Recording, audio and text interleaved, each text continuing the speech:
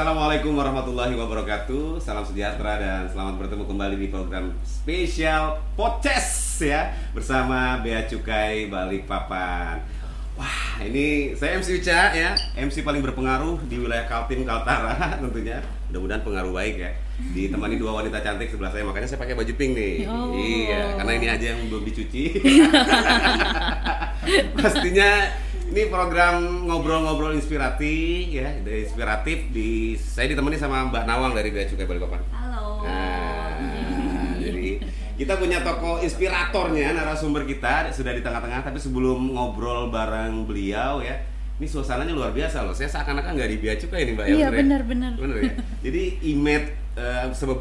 beberapa kantor ini kan ada yang serem gitu ya. Betul. Kayak kepolisian, seperti pajak, imigrasi, termasuk Bea Cukai itu kan serem image-nya. Iya, Tapi begitu masuk ke Bea Cukai Balikpapan, apalagi di pojok inspiratif ini kayak di rumah sendiri ya. Benar. Saya berharap ada meja dan saya diangkat derajatnya oleh kepala kantor di sini. Ya karena saya statusnya Mbak sebagai host tamu. Oh, host tamu. Host tamu, ya. Nah, sebelum ngobrol-ngobrol ini penting juga tahu bahwa narasumber kita ini adalah, ini saya besar-besarkan dulu Mbak. Udah besar. Seorang entrepreneur, most talented woman. Wow, ya. Beliau juga bergerak di bidang startup, Ya. itu sekali. Dan tentunya yang unik ini beliau adalah ternyata kelahiran asli Balikpapan. Iya, betul. Betul ya. Mbak Nawang ngomong dong kan sama-sama dibayar. Aduh, jadi nggak enak nih saya disebutin. Ya, jadi Mbak Utari ini kalau saya dengar itu ya foundernya aplikasi Aruna ya. Iya, betul. Aplikasi atau apa nih? Platform. Platform sih, kita lebih tepatnya platform Platform, ya. Oh, betul. iya. Bukan pelafon, Pak. Platform. Iya. Oh, Iya, Platform, sebelum ngomongin iya. Aruna nih ya, karena Iya. beliau ini mungkin sudah sebagian udah tahu karena sempat masuk di program TV Kick Andy. Iya, betul. Bahkan saya baca-baca dia udah diundang jadi pembicara di mana-mana dan dapat penghargaan tidak hanya lokal tapi juga internasional ya. Iya. Iya Mbak ya. Sudah sampai ke China Alhamdulillah. juga ya. Iya, kemarin sempat di China juga. Nah, nggak ke Wuhan tapi ya. Untung nggak ke Iya. Wuhan. Kalau ke Wuhan saya agak geser nih. Iya. Jaga jarak. Nah, ini saya kembali dulu ke awal nih. Mbak Utari, Balikpapan tinggal di mana? Iya, rumah saya tuh di Kampung Baru. Lahir di Kampung Baru. Besar di Kampung Baru sih. Dulu lahirnya numpang ke Samarinda. Mhm. Terus habis itu saya tinggal di Kampung Baru lama. Jadi kalau tahu jembatan penyeberangan kalau mau ke Penajam, Ya. nah itu biasanya sih lewat sih. Oke, jadi orang tua memang tinggal. Iya, dari kakek, nenek, terus ibu sebetulnya yang asli Balikpapan. Oke, jadi orang tua basicnya apa sih latar belakangnya? Pekerjaan? Kalau ibu saya itu dia jual peralatan untuk orang-orang yang mau pergi melaut. Wah, ini harus seperti pakai instrumen yang sedih mas ini. Deng deng. Iya, Jadi jadi ibu ini penjual alat-alat. Ibu penjual alat-alat seperti misalnya topi, sendal yang buat naik di kapal. Oh. Terus habis itu alat-alat pancing juga ada beberapa. Jadi memang jual peralatan. Nah dulu, tapi kalau kan kadang di daerah Kampung Baru itu bukan cuma ada nelayan, tapi ada yang anak speed, anak Betul, kapal betul, gitu. betul. Nah kalau untuk nelayan tuh biasa ibu tuh dibayarnya pakai ikan dulu, jadi sering gitu. ikan ya. Iya, jadi kalau misalnya Bu ambil sendal ya, iya aduh Bu tapi saya belum ada uang, ya udah ikan aja sini gitu. Iya. Saya juga ngapain bayar pakai ikan. Iya. Makanya kalau Mbak Utari tumbuhnya sehat begini dan Iya juga pintar benar, kan? benar. Pintar, karena Rajin makan ikan dari kecil. Ikan. Nah sebelum kita ini ada lucu nih Mbak Utari kan berhubungan sama ikan lama, Iya. terus juga kerjaannya startup yang hubungannya sama teknologi. Nah, Iya. ikan apa yang paling terkenal di shop online, Mbak? Waduh, ikan apa Mbak? ayo. Ikan paling ayo Mbak Nawang, ayo. Ikan yang paling terkenal di shop online. Online ikan apa ya? Ini yang biasa dijadikan vitamin buat anak-anak loh. Salmon. Nah, ikan kod. Oh, kod. Iya, itu tulisannya COD. Oh. Oke. Iya. COD. Betul. Oke, lanjut Mbak Utari, silakan Mbak Nawang. Iya Mbak Utari. Jadi kan ini aku dengar dari Kick Andy nih. Mbak Utari ini istilahnya apa ya, jualan ikan gitu. Kok bisa kepikiran sih ada ide jualan ikan tuh gimana Mbak? Online. Iya, jadi dulu tuh setelah saya lulus SMA, SMK dulu saya ngambil jurusan IT, terus saya pergi kuliah di salah satu universitas di Bandung. Stop dulu ya, kita akan lanjut ke iklan berikut ini. Jangan kayak gitu. Wah, ada iklannya ternyata. Nah, saya mau urutan sekolahnya, SD-nya mana Mbak? Oh, saya dulu SD di Samarinda sempat. Samarinda. SD Samarinda, Okay. SMP di Balikpapan, di SMP 3. SMP 3, SMA-nya. Siapa tahu ada teman sekelas. Ada nih, pasti ada yang nonton nih, SMP 3. Habis itu SMK Melati. SMK Melati 10. Iya, di asrama soalnya. Iya. Terus ya habis kuliahnya? itu saya kuliah di Universitas Telkom di Bandung. Nah, tadi terpikiran buat aplikasi Aruna ini tadi itu ketika kuliah kan? Ketika kuliah. Jadi waktu kuliah itu kita emang dari dulu dari SMK itu saya suka bikin-bikin aplikasi seadanya lah gitu. Aplikasi berat badan ideal. Oh, gitu. Aplikasinya tapi terus macam-macam lah, saya bikin aplikasi sendiri iseng-iseng pas kuliah ketemu sama 2 orang teman. Teman saya ini satunya namanya Farid, dia tuh suka banget ngerjain teknologi lah. Lebih canggih lah kalau dari saya soal teknologi. Yang kedua tuh namanya Indraka. Indraka ini ternyata dia dari pesisir juga. Sama ya. Ya, orang-orang villa kalau saya bilang. Iya, apa tuh villa? Villa pinggir laut. Pinggir laut, benar. Nah, terus Indraka ini nama dia tuh dari gabungan asal daerah dia. Daerah dia tuh daerah pesisir terbesar di Indonesia. Indramayu dan Karawang. Indraka. Oh iya ya. Kalau nggak mau Utari yang ngomong, nggak tahu nih ya. Jadi dari situ sih ketemu sama-sama punya passion di bidang perikanan, laut, terus kita kepikiran kita jagonya cuma bikin aplikasi dan teknologi. Ya udah kita bikin aja platform yang ngehubungin nelayan sama langsung ke pembeli. Gitu. Niatnya emang cari uang dari awal atau? Niatnya waktu itu lebih kayak pengen bikin aplikasinya. Gitu. Jadi pengen aplikasinya jadi dulu. Kabarnya aplikasi ini sempat dilombakan dulu ya? Iya, sempat kita. Jadi si aplikasi ini kan kita biar bisa jalan bisnisnya kita nggak punya modal. Jadi kita daftar karena masih mahasiswa tuh enak nyari kompetisi. Kita daftar kompetisi bisnis dan untungnya waktu itu menang, dapat uang sekitar 10 juta. Itu kami pakai buat sewa mobil satu. Terus habis itu kita keliling pantai se-Jawa Barat dulu waktu itu. Oke. Itu menarik Mbak. Gini, saya malah bertanya, kadang-kadang orang berbisnis tuh bingung mau mulai dari mana. Iya, betul. Nah, jadi startup Mbak ini memang dimulai dari membuat aplikasinya dulu ya? Iya, aplikasi paling simpelnya dulu. Aplikasi paling simpelnya dulu. Nah, kalau aplikasi ini dilanjutkan nih mana Mbak? Cari nelayannya dulu, apa langsung nyari penjualnya atau pembelinya? Kalau kita langsung bagi tim waktu itu. Saya yang bertugas nyari pembeli, Indraka yang bertugas cari nelayan. Terus Farid yang bertugas bikin aplikasi. Jadi langsung bagi tim. Iya. Jadi emang kayak AB3 ya, bertiga ini ya. Bagi-bagi suara ya. Iya. Nah, kalau ini yang menarik nih, sebelum kita lanjut, mungkin ada yang pengen tahu lebih lanjut. Aruna itu sebenarnya apa sih Aruna Indonesia? Jadi Aruna sendiri kami itu platform yang menghubungkan komunitas nelayan langsung kepada buyer. Singkatnya gitu. Jadi kita punya misi kayak kita pengen laut itu jadi sumber kehidupan yang lebih baik untuk semua. Soalnya kita lihat Indonesia tuh negara maritim, 70% wilayahnya laut. Di Balikpapan aja kita banyak lautnya ya. Potensi perikanannya banyak, tapi penyumbang ekonomi termiskin di Indonesia itu 25% datang dari tadi warga pesisir.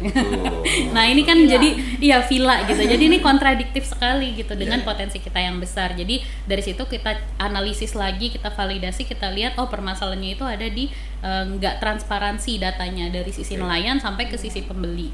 Dan dengan teknologi itu harusnya bisa solve masalahnya. Betul sekali ya. Nah, ini bicara masalah pandemi Mbak ya. Kita kan diajarkan untuk 4M ya. 4M itu memakai masker, menggunakan mencuci tangan, memakai masker, menghindari kerumunan dan juga menjaga jarak. Kalau online sendiri sih menjaga jaraknya dapat gitu, tapi pasti semua sisi bisnis berpengaruh nih di masa pandemi. Betul. Ya, seperti apa pengaruh pandemi terhadap bisnis Aruna? Jadi kalau di bisnis Aruna sendiri pertama dari sisi nelayan. Waktu awal-awal itu banyak yang nggak aware soal pentingnya kayak pakai masker dan cuci tangan. Tapi untungnya kita di daerah pesisir itu punya yang namanya local heroes. Jadi local heroes ini mostly mereka adalah anak-anaknya nelayan atau anak muda di pesisir yang ngerti pakai handphone. Karena mereka lah yang operate teknologinya dan mereka jadi tim Aruna di daerah. Nah, si local heroes ini kasih edukasi ke nelayan soal itu. Terus yang kedua, nelayan Aruna itu kebanyakan nelayan individu. Jadi sebenarnya sih nggak masalah kalau mereka pergi ngelaut.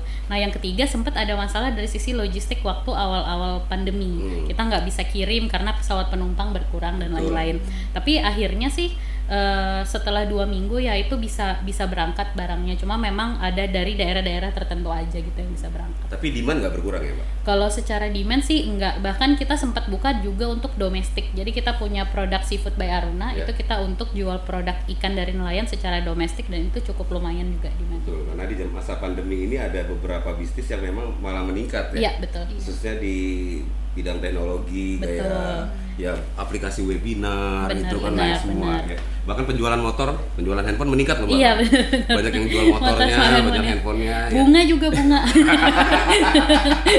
Sama satu lagi, Mbak, banyak yang pengen sekolah kalau di masa pandemi ini. Oh, iya, bukan iya, hanya pelajar, mahasiswa tapi BPKB semuanya mau disekolahkan ya. Itu sampai kemana ini? Iya. Oke, jadi pandemi ini cukup berpengaruh tapi tidak berpengaruh banyak sepertinya ya. Nah, ini enaknya kalau bisnis di startup ya. Dan kalau bicara masalah, nah ini yang lucu Mbak tadi. Saya masih mau melanjutkan merintisnya Mbak Utari. Gak apa-apa, udah sering dipanggil Mbak Aruna. Malah yang berhubungan langsung pertama kali dengan nelayannya ya. Betul. Ingat nggak nelayan siapa yang pertama kali? Ingat dong, jelas. Jadi waktu itu pertama kali kita implementasi itu di Kampung Baru di Balikpapan. Soalnya tadi itu ibu saya kan memang jual untuk nelayan. Nah, tapi paman saya di Kampung Baru itu dia ketua kelompok nelayan. Oh, kebetulan. Jadi menurut saya paling gampang adalah mulai dari rumah sendiri dulu. Jadi habis itu ya udah, jadi dari paman saya dan kelompok nelayan yang ada, mereka tuh udah nggak percaya awalnya. Jadi sekitar tahun 2015-an itu ketika saya datang, mereka bilang, siapa mau beli ikan pakai aplikasi. Jadi emang agak aneh sih waktu tahun itu gitu. Jadi nggak ada gitu kan. Iya, nggak ada siapa mau beli ikan. Kalau tapi jaringannya lemot nanti ikannya gimana gimana gitu. Tapi akhirnya sih berhasil kita coba yakinkan, dan pas banget waktu itu saya udah ketemu buyernya dari US satu orang. Udah ada buyernya. Jadi langsung bisa kita coba transaksi dan ternyata berhasil. Jadi dari situ ketemu modelnya dan bisa diduplikasi ke daerah lain. Ikan apa Mbak yang pertama dijual? Kepiting rajungan, karena dari Balikpapan kan banyak kepiting. Kepiting rajungan. Iya. Siapa petani nelayannya pertama kali? Nelayannya namanya Pak Abidin itu. Pak Abidin, baik. Kita langsung hadirkan Pak Abidin. Silakan Pak Abidin. Enggak ada Mbak ya, maaf. Jadi Pak Abidin ya. Iya. Pak Abidin paman sendiri nih. Paman saya sendiri, iya. Meyakinkan beliau susah nggak waktu itu? Iya, karena beliau sudah pensiun. Terus kata dia, ngapain sih udah pensiun gitu? Ayolah Om gitu. Ini bisa sama teman-teman founder tuh bertiga datang. Bisa kita pasti coba dulu gitu. Sekarang jaringan Aruna nelayan ada berapa banyak? Kalau sekarang kita udah punya sekitar 31 titik dari Sumatera sampai Raja Ampat Papua. 31 titik? Iya, 31 titik desa nelayan. Berapa jumlah nelayan? Kalau sekarang yang udah aktif register di aplikasi itu ada sekitar 15 ribuan nelayan. 15.000 nelayan, luar biasa. Lumayan banyak sih, dan emang rata-rata aktif, cukup aktif transaksi. Cuma memang untuk aplikasinya kita sementara nggak langsung nelayan yang pakai, karena memang banyak nelayan yang nggak ngerti pakai HP Android dan lain-lain kan. Jadi ada tim Local Heroes inilah yang ngoperasiin aplikasinya. Jadi karena banyaknya nelayan kita yang masih sifatnya konvensional. Iya, betul. Maka Local Heroes sebagai generasi penerus di pesisir, mereka yang pakai. Di Local Heroes itu statusnya adalah karyawan Aruna ya? Karyawan Aruna. Oke. Siap. Ada yang mau berminat menjadi karyawan Aruna? Jadi itu pro kontranya itu ya Mbak. Gimana cara narik pelayan. Jadi nelayan. Narik nelayannya itu buat mau gabung ke Aruna. Betul. Itu emang salah satu tantangan juga sih, karena kan di beberapa daerah mereka udah suka dengan model yang lama. Terus tiba-tiba Aruna datang. Pernah satu kejadian di daerah Papua kalau nggak salah itu. Tapi kami sama nelayan hubungannya baik, cuma yang nggak baik itu adalah petugas desa lah gitu, petugas desa sama pengepul desa yang nggak nyaman. Jadi kami difitnah lah waktu itu. Terus habis itu ada sebagian warga marah bawa-bawa tombak gitu. Jadi kami baru nyampe di pulau, itu pulau terpencil di Raja Ampat, itu kami diusir kayak pergi dari sini gitu. Tapi uniknya waktu itu nelayan-nelayan yang tahu soal Aruna tuh mereka yang ngajak kita ke dinas perikanan setempat, terus kita dibelain gitu. Ini Aruna nggak ganggu kayak gitu-gitu. Akhirnya ketemulah solusi tengahnya waktu. Jadi sempat dipitnah Mbak ya? Sempat. Baik, kita datangkan orang yang mau. Orang yang nanti bisa klik link di Bisa. bawah. Iya. Silakan komen yang pernah mitnah ya. Jadi memang tantangan terbesarnya sebenarnya bukan cuma nelayan ya, tapi yang terbesar sepertinya cukong-cukong. Iya, itu atau termasuk. punggawa kalau ada gue. beberapa punggawa juga kan. Tapi kalau di kita itu memang ada beberapa kasus kalau memang punggawanya bisa diedukasi, terus kita jadikan semacam mitra Local Heroes kita bakal rubah, tapi dengan catatan nelayannya harus gabung jadi nelayan Aruna biar ikut standarnya. Oke. Kalau masuk masa pandemi tadi Mbak diulangin, itu persyaratan ikan tambah ketat nggak untuk keluar negeri? Iya, kalau kemarin sempat baca berita kan sempat ada beberapa kasus temuan ya. Jadi memang lebih ke pengawasan soal protokol kesehatannya sih yang ketat banget. Kayak sekarang nelayan itu sebelum melaut harus dicek suhu, cek kesehatan. Habis itu setelah melaut terus datang ke lokasi kita itu juga harus dicek suhu dan lain-lain. Itu direkam juga Mbak ya buat ditampilin di. Jadi kita memang harus ada foto-foto dokumentasi dikasih ke buyer kita. Ya, karena bisnis startup ini kan trust Mbak yang paling penting. Betul. Trust ya. Kadang-kadang kita banyak ketipu dengan banyak sekali shop online yang juga ini itu karena nggak ada trustnya di situ ya. Iya. Nah kalau ikan menjaga trustnya seperti apa Mbak? Ini emang agak unik nih. Kalau di ikan sendiri itu kan kita ngomongin soal komoditas yang perishable ya. Jadi gimana caranya produk ini harus segar atau bahkan beberapa komoditas itu seperti lobster itu harus hidup sampai ke customer gitu. Jadi hidup dan matinya lobster penting banget gitu. Nah untuk menjaga kualitas itu kita punya SOP sih di internal dan di Aruna itu timnya bukan cuma anak IT. Jadi memang ada sebagian besar juga anak perikanan yang mereka lah yang ngatur biar ikannya tetap bagus dan berkualitas. Gitu. Sekarang sudah mempekerjakan sarjana perikanan. Iya, ada banyak sih teman-teman dari perikanan yang join sama kita. Kalau negara mana aja sih Mbak tujuan ekspornya? Kalau sekarang sih kita kebanyakan paling besar itu di US dan China. US. Jadi US paling banyak di Amerika Utara. Ya, kalau di Amerika kebanyakan kepiting, kalau di China itu ikan-ikanan dan lobster. Ikan dan lobster, habis itu sisanya ada beberapa kayak Korea Selatan, Jepang, Singapura, Malaysia. Kalau yang Balikpapan paling banyak diekspor? Balikpapan paling banyak diekspor rajungan ke US. Nelayan di sini seperti apa Mbak? Kalau gimana tuh nelayan? Nelayan Balikpapan seperti apa responnya? Udah banyak nggak yang bergabung di Aruna? Udah lumayan banyak kalau bukan di Balikpapan aja sih, tapi di Balikpapan dan daerah Penajam dan daerah mulai dari Api-Api, Grogot, Penajam Pasar Utara. Jadi emang daerah-daerah pesisirnya gitu. Nah di situ sih ya responsnya mereka, kita pertama tuh kasih tahu aja misalnya bayarnya ini dikirim kemana. Bahkan kemarin waktu awal-awal pandemi kan banyak influencer yang juga sempat bantuin promo lah soal seafood Aruna. Kita kasih tahu ini Pak, ikan yang Bapak tangkap dimakan sama ini ya, mereka senang-senang aja sih gitu. Dimakan sama Donald Trump ya. Karena kan dikirim ke Amerika ya. Iya benar-benar. Enak ya, makan Obama kepiting rajungan. Tapi kalau potensial Balikpapan perikanannya apa sih Mbak? Kalau Balikpapan memang kepiting-kepitingan sih paling banyak. Tapi ada beberapa ikan juga. Cuma paling banyak di sini memang terkenalnya kepiting. Nah, kalau bisa tahu, ini kan kadang-kadang ikan bisa musiman, ada angin selatan kalau tradisi-tradisi nelayan itu seperti apa mereka itu mengakali? Ini saya cari ikan apa yang laku ini? Jadi kalau misalnya dari nelayan sendiri sih biasanya mereka tuh udah tahu musimnya, tapi mereka tuh cuma nebak-nebak. Nah dengan aplikasi Aruna ini kita punya rekaman data histori. Misalnya selama setahun kemarin musim rajungan paling tinggi di bulan apa sampai bulan apa. Di bulan apa misalnya agak turun, bisa cari nelayannya, kita saranin nyari komoditas ikan yang lain gitu, biar lebih sustain. Oh jadi bisa disaranin malah bisa, di situ? kita yang kasih rekomendasi sih ke nelayannya. Keren banget ya. Kalau itu gimana Mbak prosesnya itu, misal dari nelayannya terus ke Arunanya itu gimana sih prosesnya? Jadi biasanya Aruna itu punya komunitas nelayan di satu daerah gitu. Terus kita punya local heroes sama kelompok nelayan. Mereka semua ini bertemu di rumah nelayan Aruna kita sebutnya. Rumah nelayan Aruna ini sebagai tempat processing dan pokoknya ikan itu ketika datang di QC-nya di situ, diperiksa di situ. Dan di sana itu ada ibu-ibu atau istri nelayan yang kerja untuk memproses ikannya sebelum diekspor, biar harganya semakin bagus lah. Dan ibu-ibu tuh dibayar ya? Dibayar. Ya, ada ibu-ibu guys. Jadi ibu-ibu nggak dibayar ngomel. Iya. Jadi bisa menambah income dia secara keluarga juga. Ya, benar. Gitu Nah sih. jadi setelah diproses, pengiriman yang nanganin? Kalau pengiriman kita ada, kalau dari Balikpapan kebanyakan itu masih harus kirim ke, kemarin udah sempat sharing juga sih, masih harus kirim ke Jakarta dulu.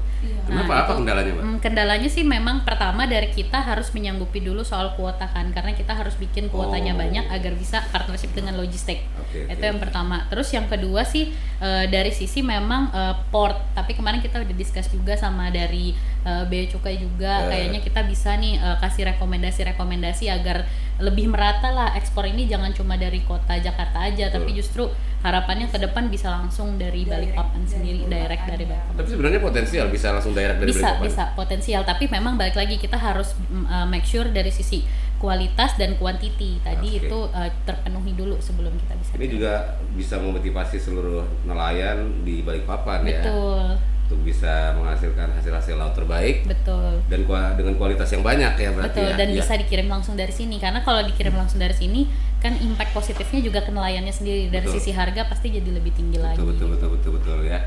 Oke, ini bicara masalah kerjasama, kan sudah banyak kerjasama dengan kementerian juga Mbak ya. Yep. Dan kalau harapannya sama kepabeanan ini Bea Cukai apa Mbak ini? Oh, iya. Kalau kemarin kami udah diskusi cukup banyak sih, jadi lebih ke harapan kita biar itu tadi kita sama-sama punya visi yang sama, pengen bikin ekspor ini nggak cuma datangnya dari satu pintu di Jakarta aja, justru merata dari Indonesia Timur itu kalau bisa dibuka, dan itu lagi ya kita sedang usahakan lah biar bisa menuju ke sana. Tapi sejauh ini nggak pernah ada masalah sama Bea Cukai kan Mbak? Untungnya sih nggak ada. Malah dibantu ya. Malah disupport lah kita. Iya, dan support itu ya dengan cara Bea Cukai ini menghadirkan acara ini dan Mbak Utari ya, biar ini berkembangnya bisnis perikanan di Balikpapan. Iya betul, biar memotivasi juga kalau misalnya ternyata ada kebetulan mungkin keluarga nelayan atau nelayan yang nonton ini juga kan bisa kontak ke kita standby kok di Balikpapan juga timnya. Oke ya. Kalau untuk aplikasinya saya buka Mbak di Google Play Store nggak ada, kenapa ya? Memang. Jadi waktu awal kami bikin aplikasi ini kami coba launching dan ternyata ini dimanfaatkan oleh pihak-pihak yang punya kepentingan sendiri. Justru malah dimanfaatin sama orang-orang yang kita harapin mereka nggak pakai aplikasi ini gitu. Justru mereka yang pakai. Jadi apalagi data kan, ini soal data perikanan kita jadi ke-publish keluar, itu dimanfaatin. Jadi akhirnya kita memutuskan untuk sekarang itu aplikasi ini karena juga transaksinya masih kayak B2B, bisnis ke bisnis, kita masih kayak batasin yang bisa pakai cuma misalnya pembeli yang udah benar-benar verified dan juga kelompok-kelompok nelayan yang udah verified juga. Oke, jadi kalau mau bergabung di Aruna kontak dihubungi? Iya, kalau misalnya mau bergabung di Aruna bisa DM dulu ke Instagramnya Aruna atau misalnya email ke info@aruna.id. Nanti di sana kita akan langsung sambungin sama tim operation kita di setiap daerah, tergantung dari daerah mana. Takutnya nanti yang nonton bukan cuma dari Balikpapan ya, misal ada dari daerah lain terus pengen bergabung, nggak apa-apa, kontak aja, nanti kita sambungin ke PIC di daerah tersebut. Nanti biasanya kita validasi dulu lokasinya. Misalnya Mbak saya ada lokasi di mana gitu, kita datengin, kalau memang cocok kita akan bentuk tim dan komunitas di sana. Oke, luar biasa ya, menarik ya. Ini di umur kalau nonton Kick Andy sih, ini sih agak tabu sebenarnya. Ada 3 pertanyaan yang nggak boleh ditanyakan sama wanita Mbak Nawang. Umur, berat badan, sama pasangan nggak boleh ditanyakan, udah agak tabu nih. Saya nonton Kick Andy 25, ini masih 25 sampai sekarang. Enggak lah, awet banget. Itu Kick Andy saya shoot sekitar 2019 ya? Sekarang saya 26 dong. 26, besok saya 27. Oh, besok banget. Kalau nggak hujan 27 ya? Iya, ini 27 ya? Iya. Apa yang dirasakan kok bisa sukses di umur 27 ini Mbak? Aduh, saya suka bingung kalau misalnya dibilang sukses, karena kalau buat kita itu Aruna itu kan punya visi yang cukup besar nih. Jadi sekalian saya pengen share juga. Aruna itu dulu dibentuk PT-nya memang 2016, tapi kita kayak 2015 udah kepikiran lah punya visi ini. Jadi harapan kita di 30 tahun setelah 2015 itu kita bisa kontribusi ngembaliin Indonesia sebagai pusat maritim dunia. Dan itu adalah 100 tahun Indonesia merdeka. Jadi kayak pengen banget gitu nge-achieve di sana. Memang masih panjang tapi ya pelan-pelan lah. Kalau sekarang sih perasaannya senang karena ada beberapa kayak tim di Aruna yang kasih nama anak mereka Aruna, ada lokal heroes yang kasih nama anak dia Aruna. Jadi kayak karena dia bilang ini pengaruh banget buat kehidupan dia dan orang-orang sekitarnya. Jadi hal-hal seperti itu sih yang kayak memotivasi kita untuk terus-terusan jalan gitu. Sengaja saya nanya umur Mbak Nawang ya. Karena saya pengen kasih tahu ke semuanya bahwa kesuksesan itu nggak ada batasan umur. Betul. Bahkan ada yang baru lahir 2 hari udah sukses ya. Sukses apa tuh Mas Uca? Rapatar. Gempi itu udah sukses ya. Bahkan mau mengeluarkan buku kayaknya itu ya. 3 tips sukses dari lahir itu. Jadi anaknya Raffi Ahmad. Jadi sudah punya apa Mbak selama? Waduh, sudah punya apa nih? Sudah punya apa selama bergerak di Aruna? Saya sudah pokoknya membahagiakan orang tua lah ya. Iyalah, sudah. Iya, saya lihat. Ya. Ada yang mau tambahin, Mbak?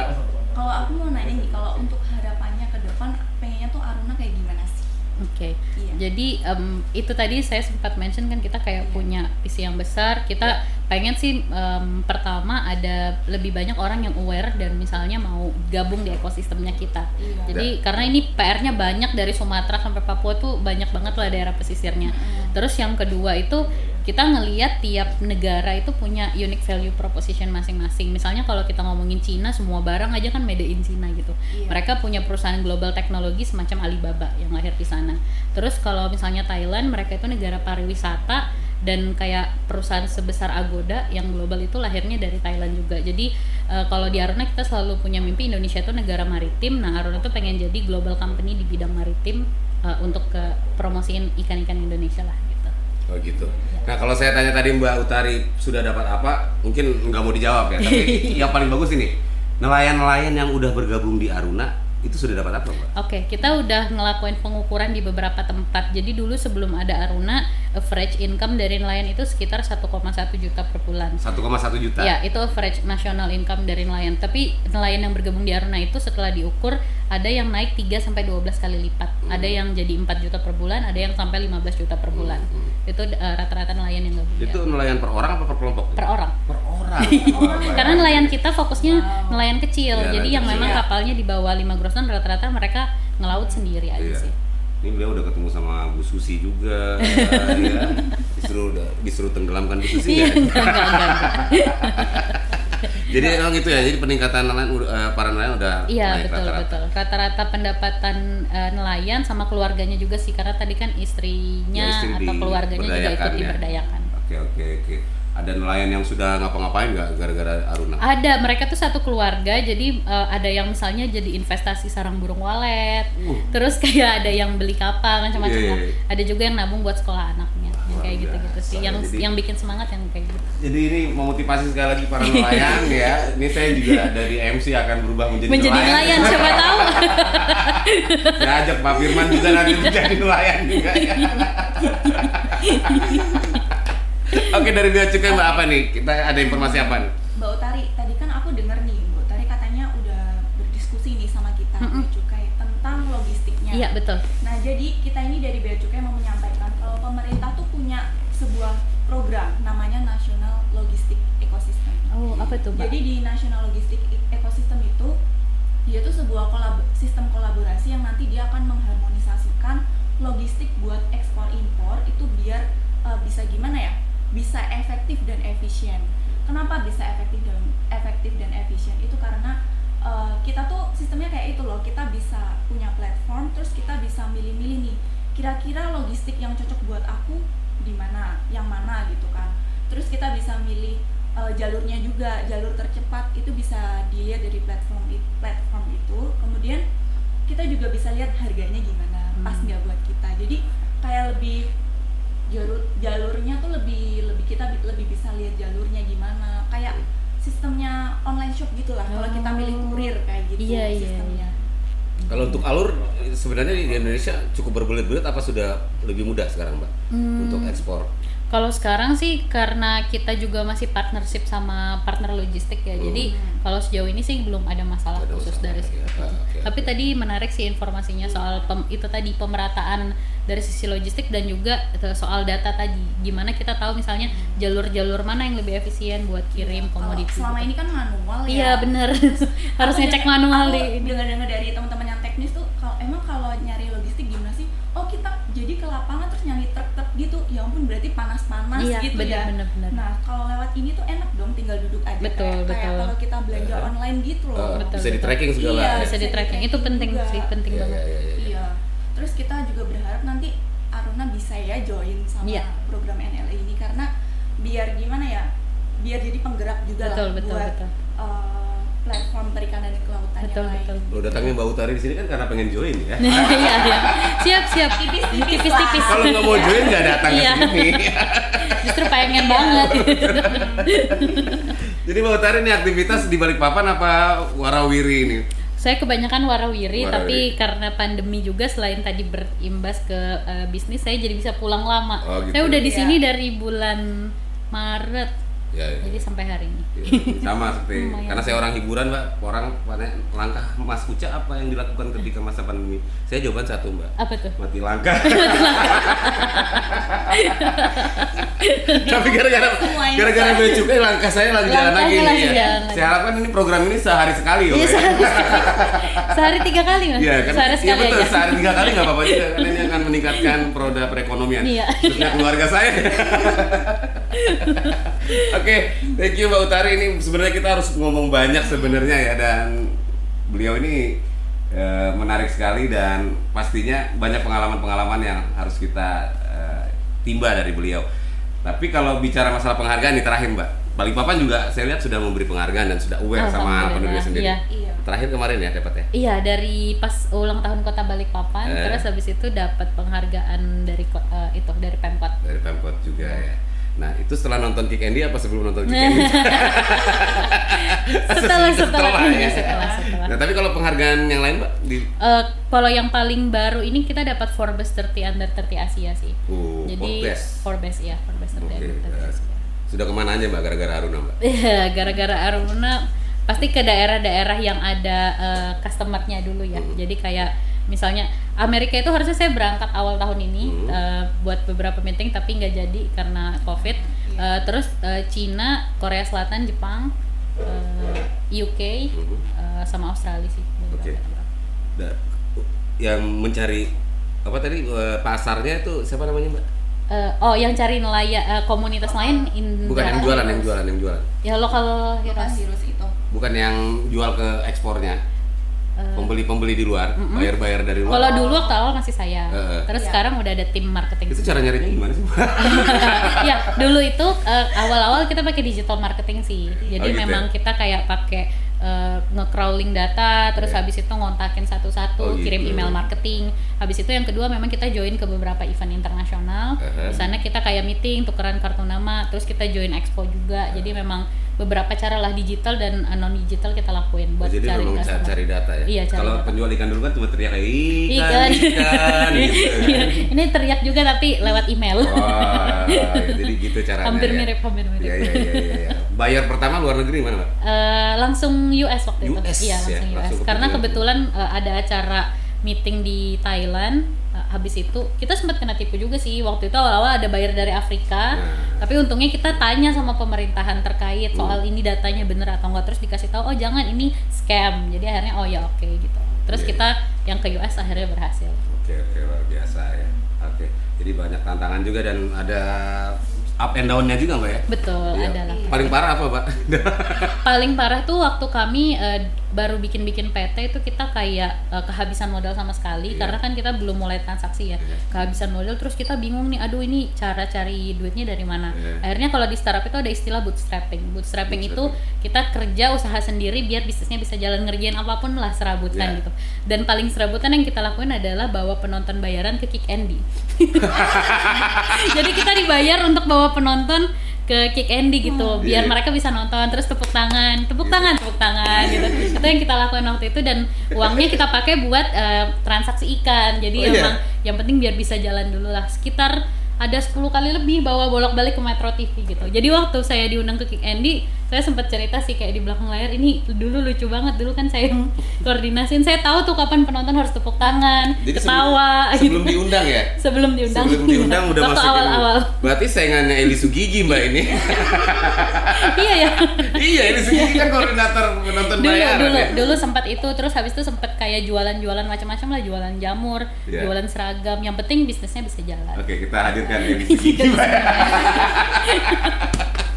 Jadi itu yang menarik Mbak, ketika orang mau bisnis modalnya habis padahal bisnisnya belum jalan, itu gimana cara bangkitnya? Kalau misalnya orang bisnis jalan udah bisnisnya, itu mungkin bisa jual aset kali ya. Betul. Kalau ini gimana ceritanya? Nah itu dia, masalah kan kami mahasiswa ya, jadi modal berani doang. Baru mau bikin bisnis modalnya udah habis, belum jalan. Nah jadi memang yang paling penting sih soal namanya determinasi dan momentum. Jadi determinasi itu kita udah tahu nih visinya mau kemana. Apapun yang terjadi di perjalanannya ya kita gas aja gitu. Itu yang pertama. Terus yang kedua momentum. Kalau misalnya kita bikin Aruna ini 10 tahun yang lalu waktu belum ada internet kayaknya nggak akan jalan. Terus ada teman saya yang bikin teknologi, itu kecepatan dia bikinnya, dia bikin kayak IoT kecepatan pada zaman itu, jadi kurang pas aja momennya. Itu dua hal itu sih yang penting juga. Itu sih bedanya orang pintar sama orang cerdas. Orang pintar terlalu banyak mikir, orang cerdas langsung berbuat ya. Gas dulu lah, pokoknya Langsung gas ambil dulu ya. resiko ya. Iya, High gas risk dulu. ambil resiko, itu hebatnya pintar dan cerdas gitu ya. Oke, ini saya pengen lama-lama ya. Iya. Tapi mungkin kita harus tutup. Ada penutupnya nih dari Mbak Nawang nih. Ya, kita ada yel-yelnya nih ya. Sebenarnya bukan yel sih, kayak apa ya, jargon. Ya, Oh, jargon. jargon. Ya, bea Oke, cukai siap, kita siap. sebutin. Jadi nanti aku nyebut bea cukai Balikpapan gitu. Iya. Nanti jawabnya Gawi tuntas. gawi tuntas. Saya udah hafal loh ya. Gawi Saya hafal. tuntas. Yang paling penting saya hafalin ini nih ya. Gawi tuntas. Terus Oke. kalau aku nyebut bea cukai nanti makin, Makin baik. gitu. Oke. Gawi siap. tuntas sama makin baik. Nanti sama Oke. saya Mbak biar Oke, siap. Mbak Nawang yang mandu kita. Siap? Ya. Oke, siap. Kita mulai ya. Bea cukai Balikpapan. Gawi tuntas. Bea cukai. Makin Makin baik. Baik, boleh tepuk tangan buat kita semuanya. Mbak Utari, terima Terima kasih juga udah Ya, diundang. mudah-mudahan program ini bisa terus berjalan dan saya tetap diundang di sini ya. Akhirnya mudah-mudahan program ini bisa banyak memberikan inspirasi, memberikan masukan-masukan dan juga memotivasi semua yang menonton ya. Amin. Mohon maaf jika ada kekurangan. Ketemu di program podcast atau podcast berikutnya bersama Bea Cukai Balikpapan. Terima kasih.